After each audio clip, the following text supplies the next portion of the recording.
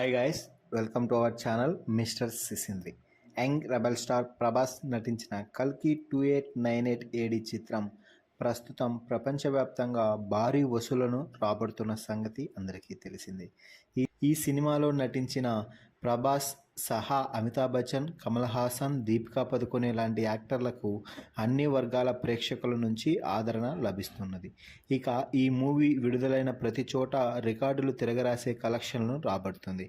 అయితే ఇలాంటి చారిత్రాత్మక చిత్రాన్ని ప్రభాస్ కంటే ముందు ఒక సూపర్ స్టార్కి అవకాశం వస్తే ఆయన రిజెక్ట్ చేశారు. ప్రభాస్ చేసిన భైరవ పాత్రకి ఆయనని నాగ్ అశ్విన్ అడగ్గా చాలా సున్నితంగా తిరస్కరించినట్లు తెలుస్తుంది. ఇక అసలు విషయానికి వస్తే, మహానటి సినిమా బ్లాక్ బాస్టర్ విజయం అందుకున్న తర్వాత టాలీవుడ్ మెగాస్టార్ చిరంజీవి ఇంట్లో ప్రెస్ మీట్ జరిగిన సంగతి తెలిసిందే. ఆ ప్రెస్ మీట్లో నాగ్ అశ్విన్ను, నిర్మాత అశ్వినీ దత్ను ప్రశంసలతో ముంచెత్తారు మెగాస్టార్ చిరంజీవి. ఆ సమయంలో వారి మధ్య జగదేక వీరుడు అతిలోక సుందరి సినిమా సీక్వెల్ ఆలోచన వచ్చినట్లు అప్పట్లో వార్తలు వినిపించాయి. అయితే ఆ ఆలోచన అలాగే వార్తల్లాగే కరిగిపోయాయి. ఆ తర్వాత కొద్ది రోజులకు చిరంజీవిని కలిసిన నాగ్ అశ్విన్ తాను రాసుకున్న కల్కి కథను వినిపించడం అయితే జరిగింది. ఆ కథ విన్న వెంటనే సినిమా కథ బాగుంది అని మెగాస్టార్ నాగ్ అశ్విన్పై ప్రశంసలు కురిపించారు. తప్పకుండా అద్భుతమైన విజయాన్ని అందుకుంటుందని మెగాస్టార్ నాగ్ అశ్విన్కి భరోసా ఇవ్వడం అయితే కూడా జరిగిపోయింది.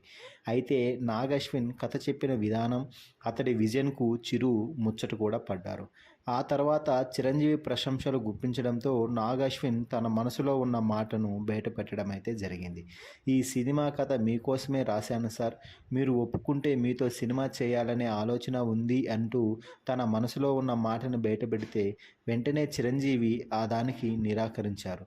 ఈ సినిమాలోని భైరవ పాత్రను నేను చేస్తే కరెక్ట్ కాదు అని తన జడ్జిమెంట్ను తెలియజేయడం జరిగింది.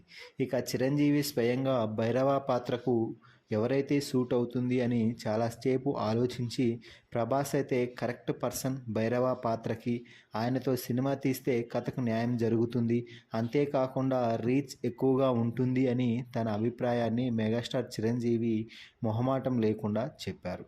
దాంతో కల్కి సినిమా ప్రాజెక్ట్ ప్రభాస్ వద్దకు వెళ్ళింది.